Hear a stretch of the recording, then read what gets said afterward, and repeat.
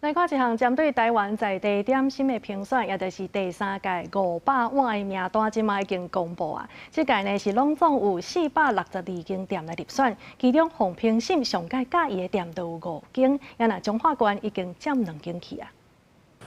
一粒一粒形状特别肉圆浸伫大鼎内底煎，加开 QQ 外皮，内底是竹笋甲猪肉，佮配合提侪酱汁，互人是流脆烂。中华宝岛的肉圆尖是有名在地美食点心。那日本第3届全台小食500碗，佮得到上悬荣誉的3碗，拜一透早都真侪人。这非常怀念的好滋味，因为以前小时候我们阿公就常常带我们来吃。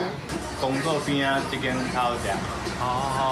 在地拢介绍这间。彰化的肉圆都是圆的，然后我们它就是一颗圆圆的、大大的。我们这种是比较属于三角形的肉圆，然后有手痕的。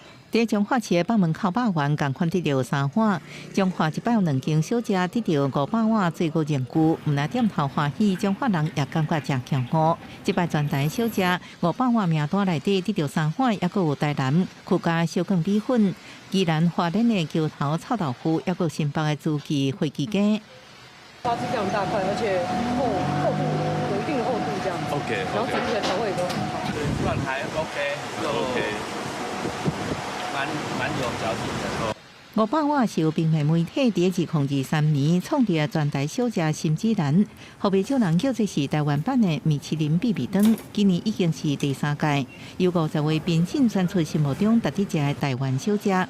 这届全台有462间入选，其中有15间已经是连续3届入选，实表员工是真强。记者综合报道。